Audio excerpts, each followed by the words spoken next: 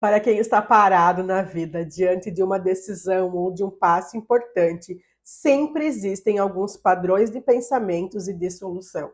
E é sobre eles que eu vou te contar aqui nesse vídeo. Então, se isso te interessa, fica aqui que eu vou te contar. Que não raro eu recebo pessoas em meus atendimentos com demandas decisórias, querendo ajuda para olhar para as opções de vida e decidir qual é o melhor caminho. Profissão, relacionamentos, mudanças de cidade, troca de emprego, troca de faculdade, não importa o tamanho da decisão, esses momentos geram níveis de desconforto, tensão, noites em claro e, claro, a temida e quase sempre presente paralisia. E o que eu vou te contar aqui nesse vídeo não são dicas ou atalhos para que você decida, mas sim eu vou abrir a caixa preta da decisão, te contando sobre elementos de camadas profundas com potencial de mudar a forma como você se posiciona nas decisões, não somente nesse ponto específico que te fez se interessar pelo assunto desse vídeo, mas para todas as outras coisas importantes da tua vida. E quem me conhece sabe que eu não vou enrolar, então a primeira grande questão é: dificilmente temos tantas opções assim quanto realmente julgamos ter. Quando olhamos para além do medo que surge nessas situações e dessa confusão que nubla a nossa visão, podemos perceber que não existem tantas opções quanto imaginamos. Eu fiquei um pouco na dúvida se eu já ia entrar assim com esse elemento de cara, mas eu sei que vocês que estão aqui dão conta de olhar para isso de forma direta, clara e sem rodeios. E se ficou confuso, calma. Eu vou trazer um exemplo para que fique mais claro. Recentemente, eu atendi alguém que precisava decidir se permanecia no trabalho atual ou se partia para algo novo. E uma primeira grande pista aqui, um adendo, um parênteses, algo para acrescentar na nossa conversa de hoje, é que tem uma pista negligenciada aqui por muitos de nós logo no início. Quando falamos sobre as nossas possibilidades, se formos espertos, já temos as respostas emanando do nosso corpo. Nossa mente é tagarela e o nosso corpo é um corpo fofoqueiro. Mas um fofoqueiro de um tipo raro e provavelmente tão raro que ele seja o único dessa espécie de fofoqueiros. Ele é um fofoqueiro confiável.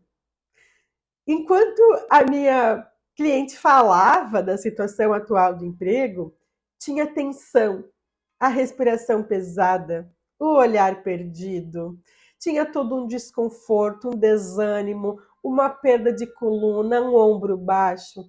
E ao me falar das opções do novo caminho, o corpo se mostrava, sim, com um pouquinho de medo, observado nas pausas da voz, no ritmo da fala.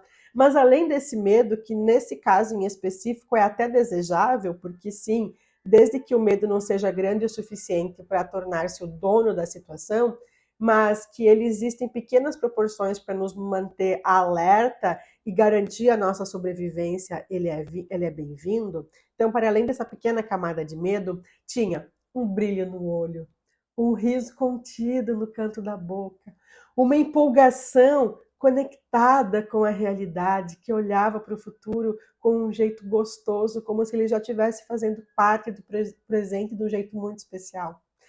E então essa pode ser a nossa primeira grande pista. O corpo sabe mais do que a nossa mente tagarela. E esse é uma prova de que, na verdade, não existem decisões a serem tomadas nas grandes maioria das vezes, e sim um movimento a ser efetuado. Percebem a diferença? Não se trata de uma decisão, mas se trata de um movimento que precisa ser efetuado.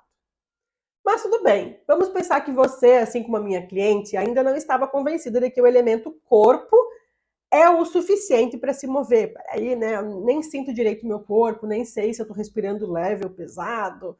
Eu preciso de mais informações, então bora lá. Avalia um segundo ponto importante: as perdas e ganhos em cada movimento. Lembra, eu vou usar a palavra movimento aqui sempre em substituição à decisão, para que vocês tenham clareza que na maioria das vezes é movimento e não decisão. A nossa história é linda, maravilhosa, cheia de riquezas, potências, vida, mas também cheia de padrões de comportamentos, de repetição, de crenças. Nem sempre estamos livres para o movimento. E por isso acreditamos que não é um movimento, é uma decisão. Muitas vezes estamos enroscados no campo de informação da nossa família, que ao longo dos anos desenvolveu crenças sobre o que é verdade, sobre o que é errado, sobre o que é feio, perigoso. Ergueram barreiras de proteção construídas pelas dores e dificuldades.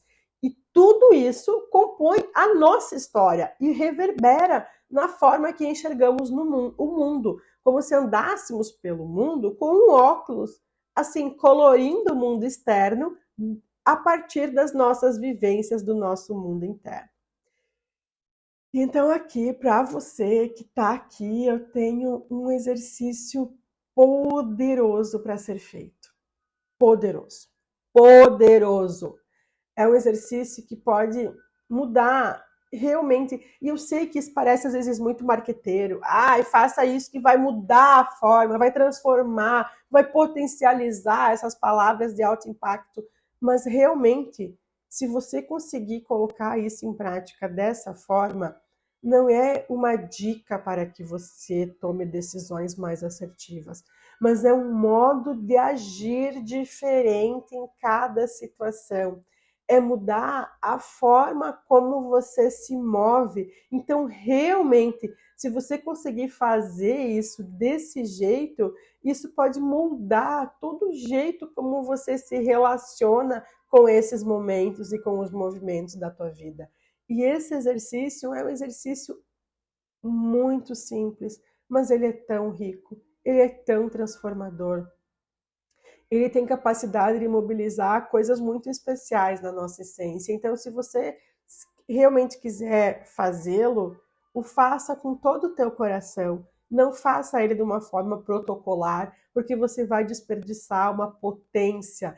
Se você não estiver disposto a fazê-lo com todo o teu coração e a tua alma, não o faça nesse momento. Não o desperdice, porque senão você vai o enxergar de forma superficial, protocolar, e numa próxima vez que você quiser fazer ele com a alma, você vai perder esse elemento rico dessa primeira experiência fazendo e desempenhando e olhando ele dessa maneira tão especial. Eu quero que você olhe para o seu movimento de vida, para isso que você precisa fazer agora, e você está entendendo que é uma decisão, mas nada mais é do que um movimento de vida. E escreva num papel 3 elementos, 3 frases que estão te bloqueando ou que você usa para justificar o porquê você não se move. Então escreva, eu não me movo por causa disso, disso, disso, por causa que eu tenho medo disso, disso, disso, disso, por causa daquele outro, daquele outro, daquele outro. Olhe com carinho e seja verdadeiro e honesto com você. E agora eu quero que você pode pausar o vídeo e fazer isso. Eu acho que é uma boa pedida você pausar o vídeo. Pausa o vídeo alguns segundos e faça isso. Te garanto que vai ser interessante. Te garanto que vai ser interessante. Pausou o vídeo? Voltou? Então agora quero que você olhe corajosamente para essas frases e responda. Quem da tua família poderia falar exatamente a mesma coisa? Para qual boca essa frase que se encaixa na tua se encaixaria perfeitamente? Ficou confuso? Eu vou te explicar com um exemplo. Uma mulher solteira, desejosa de encontrar um parceiro, finalmente encontra um homem bom. Um homem que a quer, que a deseja e que ela também o quer e que ela o deseja. Mas ela diz que está diante de uma decisão, percebem? Não é uma decisão, mas ela acredita em que o seja. E ela não consegue se decidir ficar com ele ou não, porque e quando questionada pela realidade, não há elementos que justifiquem a situação. E as frases que ela usa é: tenho medo de ser traída, de confiar. Eu me sinto melhor quando estou sozinha, porque ganho meu dinheiro, garanto minha sobrevivência. Tenho medo que ele bagunce minha vida, ou me, né, deixe um toalha na cama, tire a minha liberdade, vou precisar conversar. Essas são as frases que eu norteio. Quando nós olhamos para quem pertencia a essas frases, num exercício muito similar a esse, percebemos que a mamãe dela havia se casado muito jovem e se casou por conta de que tinha engravidado, perdeu a liberdade. E sentiu que parte da sua vida tinha sido roubada pelo casamento. E nesse casamento, por serem ambos muito jovens, o pai dela não deu conta de prover a família de uma forma que ela esperava, ou que ela tinha expectativa. Ele acabou se envolvendo com jogos de azar, com bebidas. Ele atraiu com todos esses elementos. As frases do medo que ela reportava ter aqui nessa situação atual cabiam perfeitamente, perfeitamente, quase com o mínimo de alteração na boca da mamãe. As frases que ela dizia ter para justificar a decisão pertenciam à história, ao campo da família, ao que a compõe.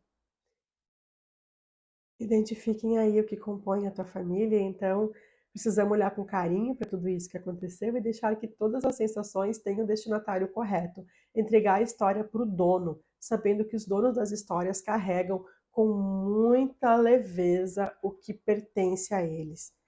E que nós, metidos, não conseguimos fazer isso desse mesmo jeito. A gente dá conta de carregar somente a nossa própria história. A percepção de que os medos não pertencem e não fazem sentido à nossa história liberam os caminhos para que possamos os percorrer com menos obstáculos. E as decisões se mostram mais, então, como caminhos, e não como possibilidades a serem pensadas, analisadas, refletidas, catalogadas, colocadas em planilhas de Excel, onde a gente vai vislumbrar todas as opções possíveis, e isso nos leva para o nosso terceiro ponto. Muitas vezes, o que nos faz acreditar que é uma decisão é o nosso desejo de controle. Tal qual crianças mimadas, utilizando todos os subterfúgios possíveis para estar tentando modificar a realidade e, além de modificar, acreditamos na nossa capacidade de previsibilidade e de controle dessa realidade. Deixa eu ver aqui todos os caminhos, o que pode acontecer. Se eu fizer A, vai acontecer B. Se eu fizer C, vai acontecer D. E acreditamos que vamos controlar tudo tal qual crianças birrentas. Por quê? Negamos a realidade e o possível pelas nossas expectativas. Se a vida nos entrega, então, um pirulito rosa e a gente imaginou que a gente ia querer um pirulito azul, a gente diz: eu quero pirulito rosa? Como assim? Eu vi que se eu fizesse isso e se eu fizesse aquilo, eu ia ter um pirulito rosa, ia ter um pirulito azul, ia ter um pirulito vermelho. Como assim? E aí a gente diz: não quero, vida, eu quero daquele outro jeito. E não raro, o que a gente faz é, brigando com a realidade, não aceitamos o que está disponível no nosso caminho em nome dos nossos desejos e ficamos sem aquilo que acreditamos ser para nós e não usufruímos do possível enquanto caminhamos. Ficamos sem nada. Ficamos sem nada. O jeito mais assertivo de lidar com as decisões, sendo corajoso, é observar realmente o que é uma decisão e o que é só um caminho. Observar quais são realmente as nossas opções. E a partir disso, dar pequenos passos confiantes de forma verdadeira e inegociável. Tem um último elemento que eu quero trazer para vocês, mas se isso for interessante para vocês, deixa aqui sua curtida no vídeo para que eu possa saber que esse tipo de conteúdo é interessante e possa me guiar pelas curtidas de vocês para produzir as novas temáticas, escolher os novos direcionamentos.